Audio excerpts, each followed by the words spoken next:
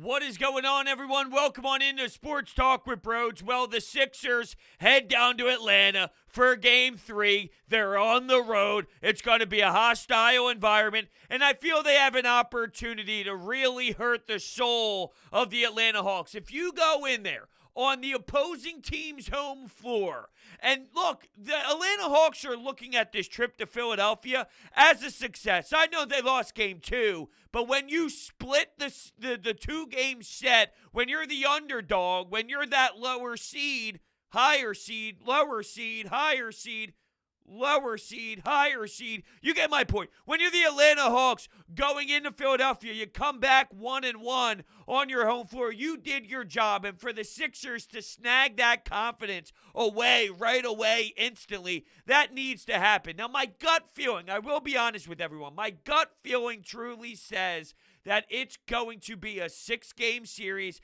They might split back in Atlanta, take care of business in Game 5 at home, and then win a road game in Game 6 to move on to the next round. That's what I feel like is going to happen, but I do believe that there's a different environment, a different emotional feeling, I guess, if they were to win Game 3 first compared to if they were to lose Game 3 and win Game 4. I think that there would be definitely a different vibe surrounding what the squad is. But you have Joel Embiid. They do not have an answer for Joel Embiid, and they should not have an answer for Joel Embiid. This guy might be the best athlete we've ever seen in this damn city for the rest of eternity. The rest of eternity. He's playing on one leg. He has a torn meniscus. 40, 39. Does it scare anybody, though, that this series is somewhat close, somewhat tough? These games are super competitive when Joel is putting on monster nights. It doesn't really concern me because that's how this league works. Think about all the top players in this league. They get theirs. You then need to have the right supporting cast to fill in that secondary scoring, to fill in the other roles. Essentially, these top dogs, they're going to score. They're going to drop 30 plus. They're going to drop 35. Not necessarily in the 40s every single game. So I don't know. Maybe there are some concern that it's not the greatest in the world, that these games are close, and you need Shake Milton to be that piece after Joel. It doesn't necessarily scare me, but here's what does.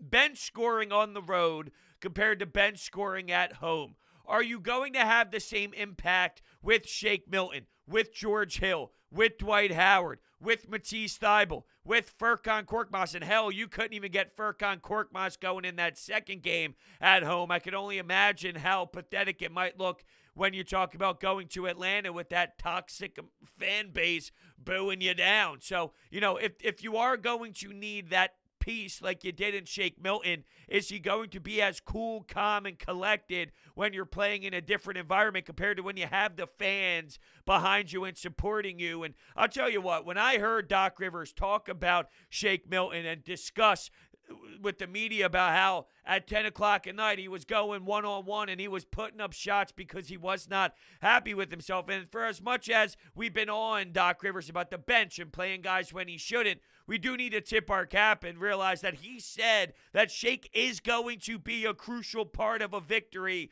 with this team. Shake Milton is going to be a force that we need. He still has faith in him, and there's a lot of credit that deserves to go towards Doc Rivers because there is something to be said about the message he sends. I don't love the message he sends to Ben Simmons, but I do love the fact that he sends this love type of atmosphere towards his players, and there's an atmosphere in the locker room where they know Doc has his back, and I'm sure Shake Milton heard Doc Rivers say, look, Shake is going to be something that matters to this team. Shake's going to have his moment, and he will win us a basketball game. And what do you know? It wasn't like we're talking 3 or 4 months after. We're talking strictly boom, within a blink of an eye. Shake was on the floor and being an X factor.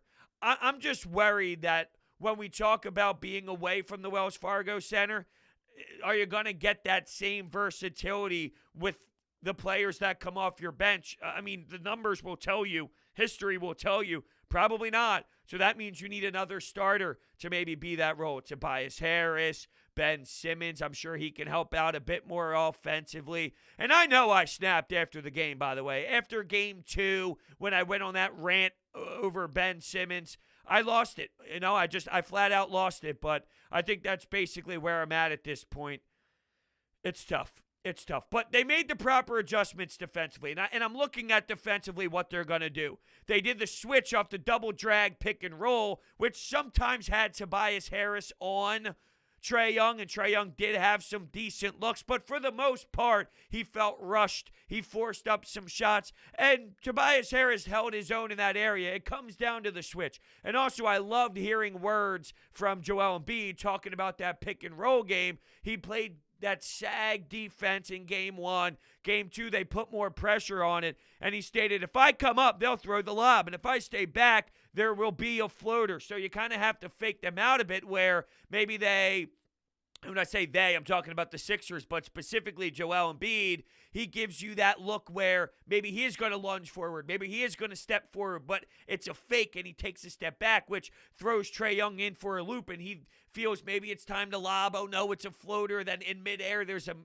adjustment, which throws the shot off. You got to play that guessing game, and if you give him looks, and if you sag off, and if you bring in pressure, and you just show versatility towards Trae Young with that pick and roll, that's going to throw him off a bit, and that's going to throw him out of his element. And I just wonder, is the pace of the game going to be faster? Is Trae going to push that pace so maybe they can't pick up earlier on some pick and roll action? Attack.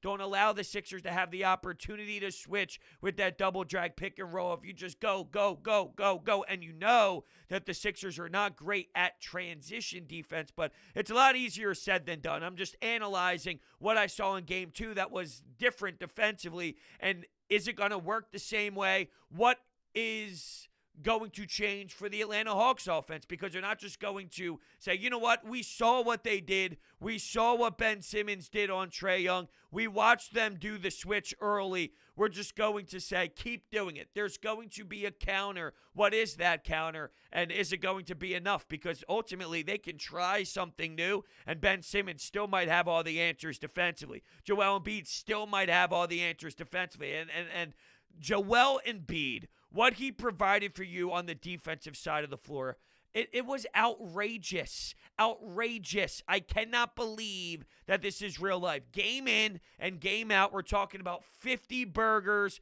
No. 40 burgers. Sorry, I got a little ahead of myself. I wish it was 50. Maybe it will be 50, because I know for damn sure that Clint Capella is not going to be able to stop him, and nobody's going to be able to stop him. So maybe that was my brain just giving us a bit of a foreshadow. Maybe Friday night I come back into my office and I sit down right in front of this damn microphone and I spitting it out of joy talking about a Joel Embiid 50 burger. Maybe that is going to happen. I don't know. Maybe that was my brain giving us the warning right now. Be prepared. Get your emotions ready. Get your emotions in check, because it's going to be an absolute ride. But my point, getting back to reality here, is 40 points and doing what he did defensively. I mean, him, Matisse Thybulle, and Ben Simmons, they changed the game, and I truly believe that that's where it all began. They turned away from all those turnovers, and then they compacted themselves as one and made everything tight. They got tighter on the D end, which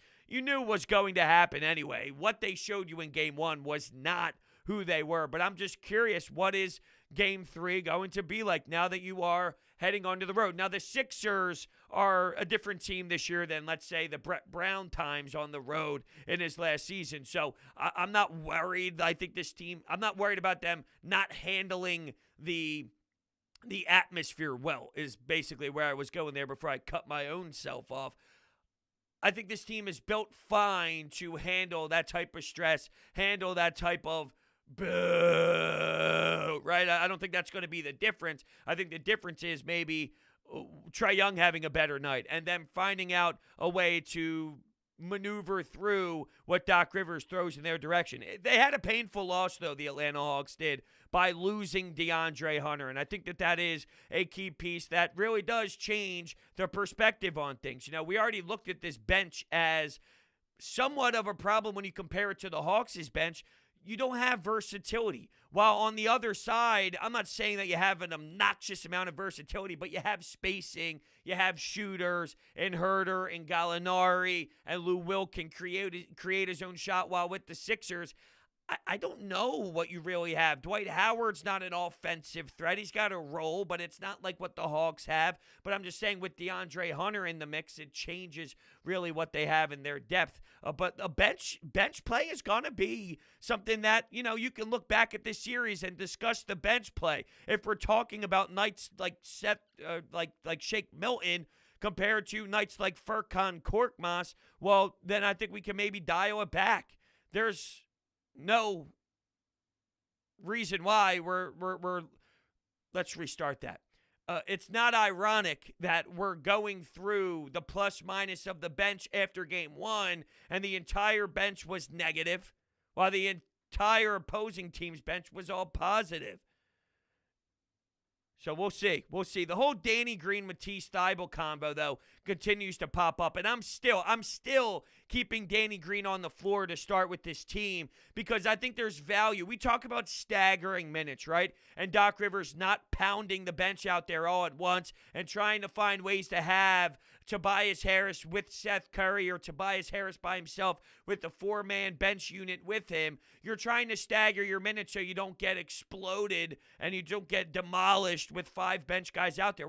There's something to be said about what Matisse Thybulle does when you start going to your bench, and it's basically staggering where I like that. I like the impact of 24, 25 minutes. I like that role. I think that role is extremely valuable for what he brings to the table and what that means for everybody else. So if you were to start him, I don't know if it screams the same level of intensity as it would, because then when you start going to your bench and bringing in new guys and other rotations are starting to flow, well, now it's all out of whack, and you might not have that same stress level on the opponent because Matisse Thybulle would be the one in when others are getting rest. Now it's Danny Green or it's somebody else. So that's why I'm still sticking with it. And this has worked. This has worked all season long. We value the Sixers and we look at them the way that we do because of Danny Green being in the starting rotation. He needs to clean it up defensively, and that's something that is going to be heavily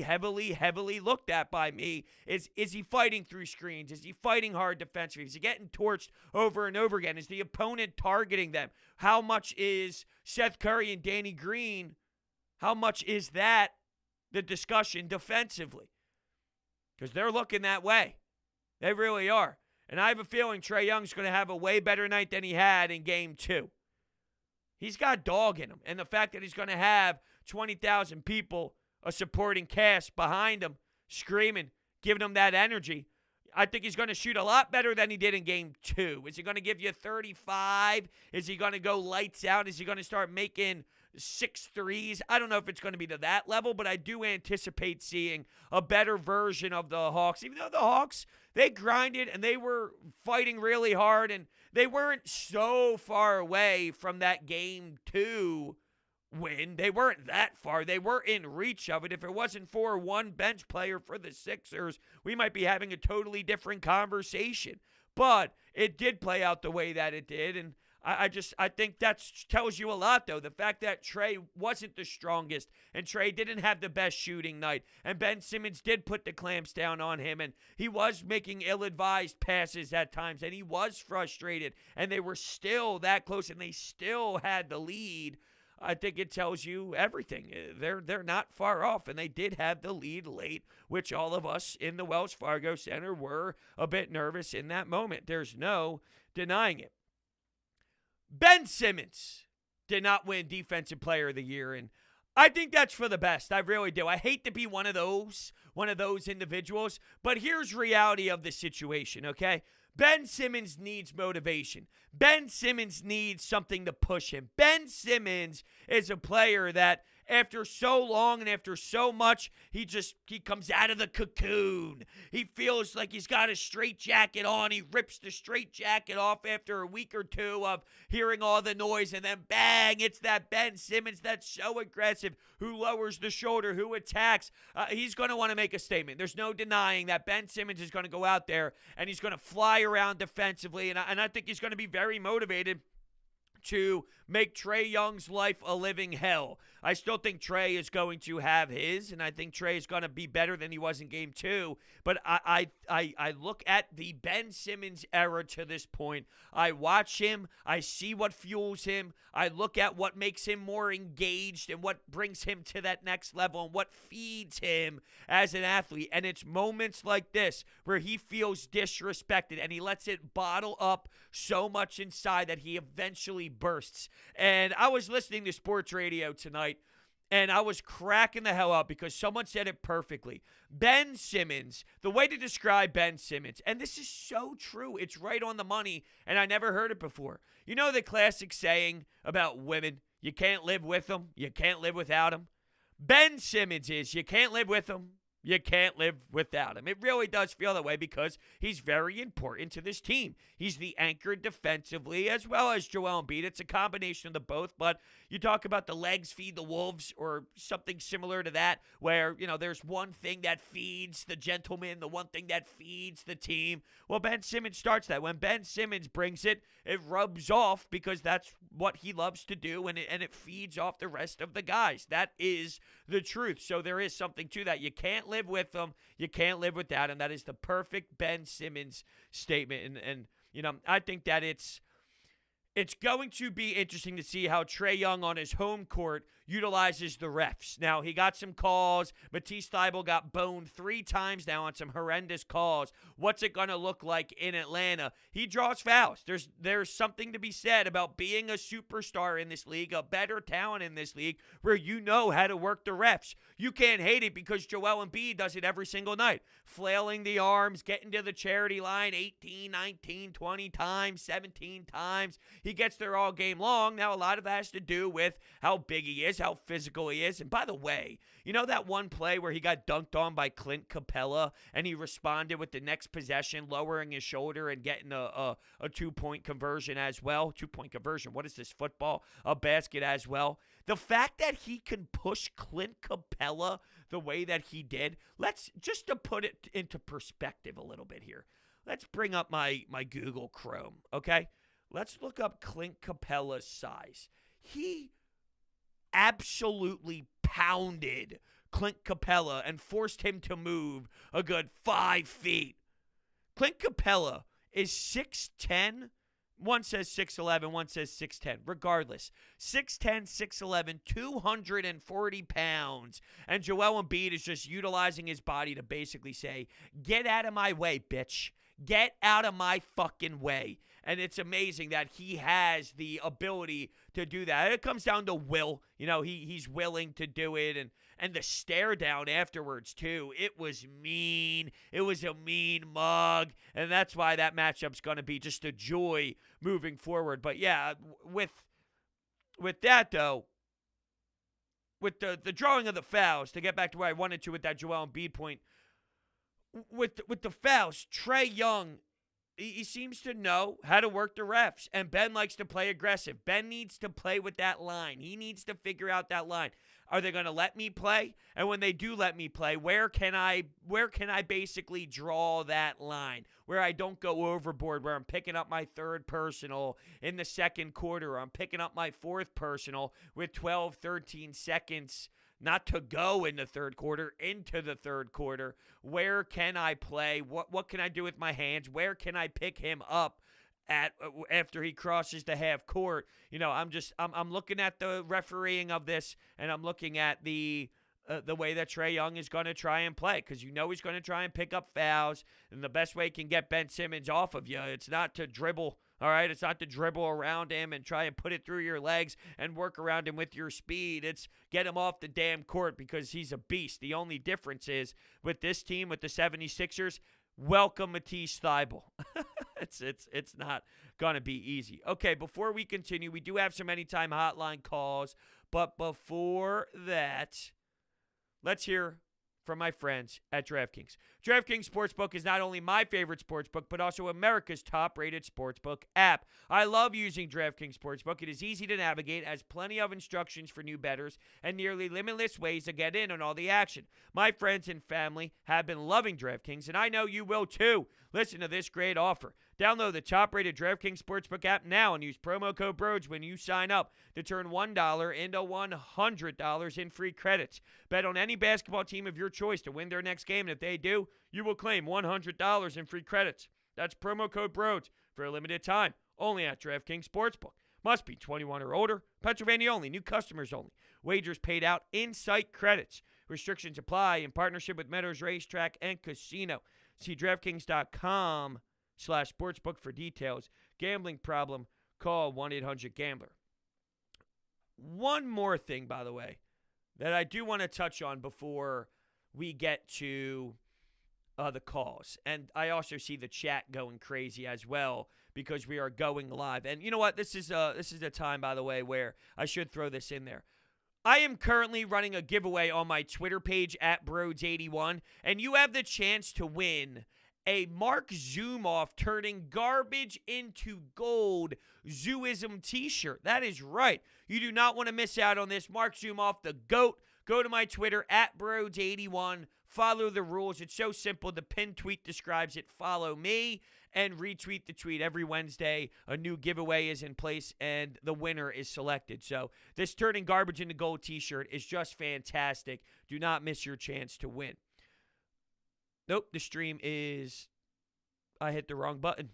Sorry, we're working new with the stream, so I apologize. I did not mean to do that.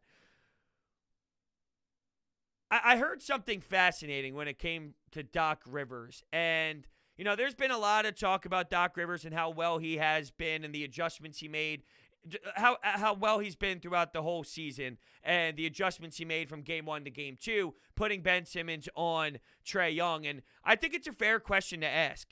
Does Doc Rivers deserve a lot of praise for that? Should he deserve a lot of recognition for making that move? Or is that a move that should have happened from day one? Do you credit someone for starting a fire and then putting out the fire? It's the same thing with the Howie Roseman.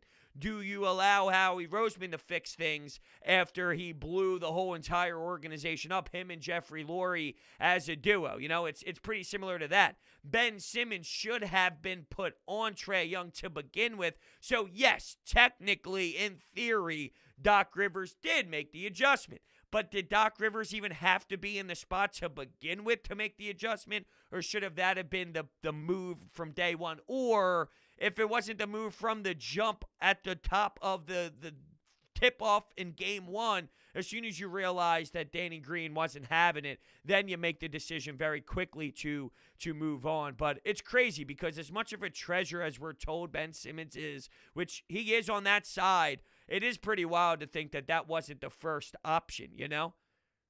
All you do is sit there and foam out the mouth because of what Ben Simmons can provide for you defensively, and you put him on Bogdanovich early. You put him on Bogdanovich. You set him in a different spot other than the other player's best player. It was a little strange. That's all. That's all I'm saying. It was a little strange. All right, let's rock the Anytime Hotline here, and let's hear from the people. Unbelievable. That's all you can say about that game. Was unbelievable. I mean, I was never really confident that the Sixers were going to come back and win that game, but to even be in that spot at the end was absolutely amazing. Just a game where they dug themselves too deep of a hole. I don't understand what Doc Rivers is doing, putting Danny Green on Trae Young to start the game. But the other thing that was obvious to me is, as great as Trae Young is, this game is going to be determined by their other players. Bogdanovich, Herter, Collins, those guys are going to be open all series. And they have major size advantages over guys like Seth Curry. Unlike Washington, this team can shoot the ball. If they make shots the way they did today, the Sixers are done because they have no answer for Trae Young. And again, it's going to be revolving around the other guys and if they miss or not. Well, I mean, look, I said this from the jump as well. And for some reason, I don't know if I have the right folder up. That kind of sounded like aha, that is right. I was going to say, did that kind of sound like a call from after game one? That sounded like an after game one call. I think I just played a wrong call, so I apologize. But anyway, I think there's something I could take away from that as it is. The thing is, like, having no answers for Trae Young. I do think that there is an answer to limit Trae Young more so than if we're going to look at both superstars, if you will. And Trae Young's a growing superstar. He's not on the level of the Kevin Durant's, of the Joel Embiid's, of the LeBron James's by any means. But we're looking at the best player on each side of the floor, right? You can limit Trae Young more than the Atlanta Hawks can limit Joel Embiid. And for as much as we think, well, if Trae Young is going to explode, how are you going to win? I always go back to Joel Embiid just exploded for 39 points in game one and fell. So Trae Young can technically have 37, 38 points, and that doesn't necessarily mean they're going to win because, as you alluded to, some of these other guys are gonna have to shoot as well. If Herter doesn't have the same night, if Gallinari doesn't have the same night, if these guys aren't cashing in, it's not rocket science here, right? When they made 23s, which is absurd and out there and crazy and bonkers, well, that's not even close to reality, not something that could be very sustainable compared to if you're looking at the second game where they get their average amount of threes that they normally get. All right, I think I found the right folder here. Let's try this one. Yo, Brodes, great team win. We really needed that. Shake Milton was huge for us. I hope this isn't a one-game thing. Embiid, damn, he's a monster, and he can't be stopped.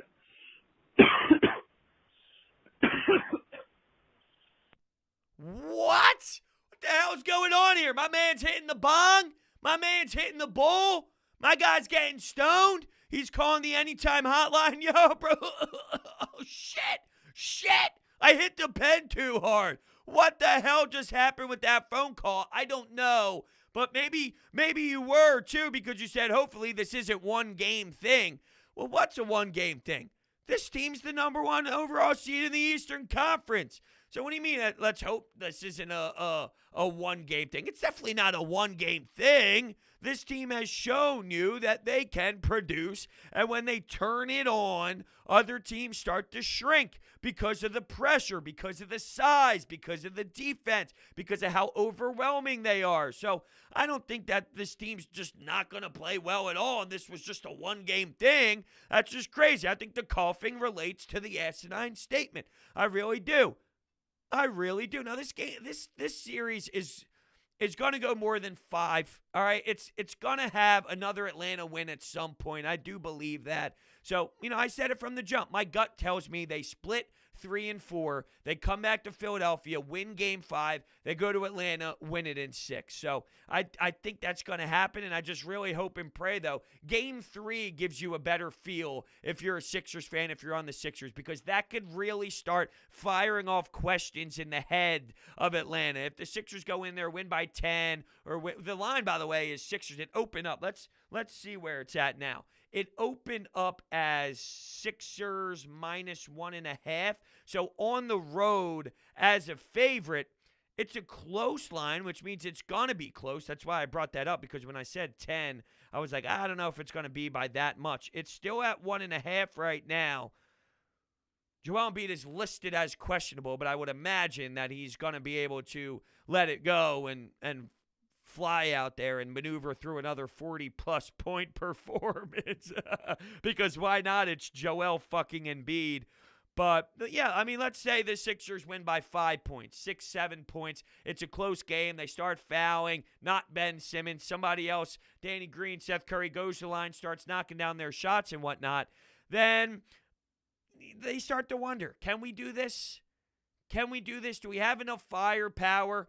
Let's say they have one of those nights where they're lights out again, right? Let's say they hit 18 threes and they fall. What more can you get?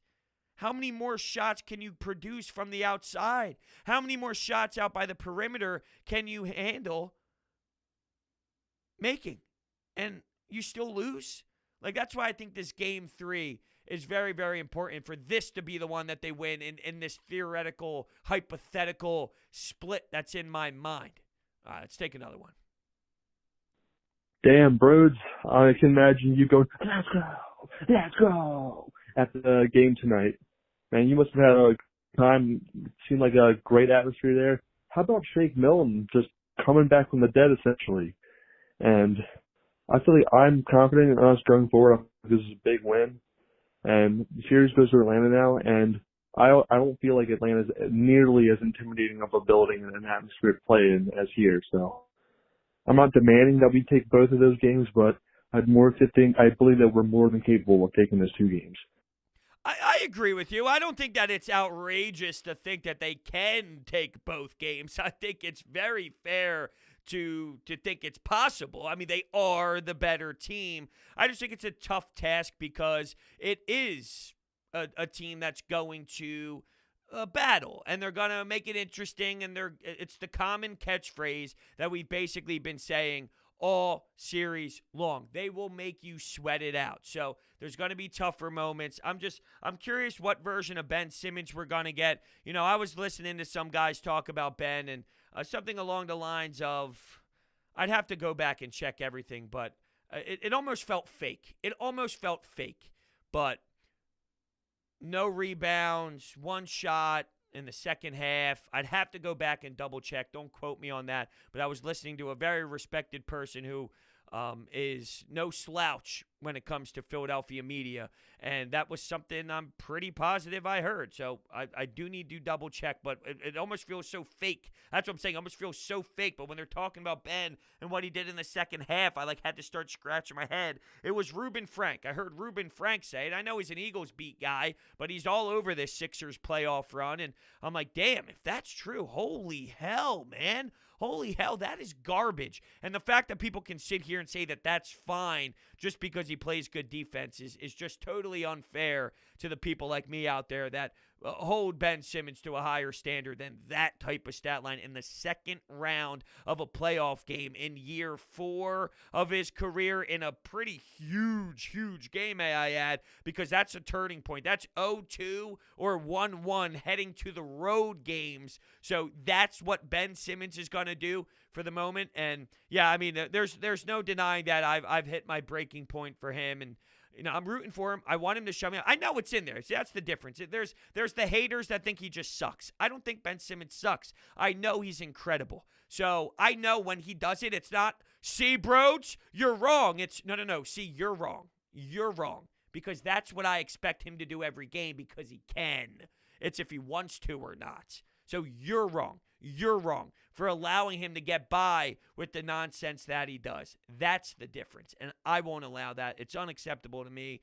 And by the way, Atlanta, 13 straight wins at home, and they won 21 of their 23 last home games. That is according to John Clark of NBC Sports Philadelphia. So just to put that in perspective, we do have a couple super chats here in the YouTube live stream.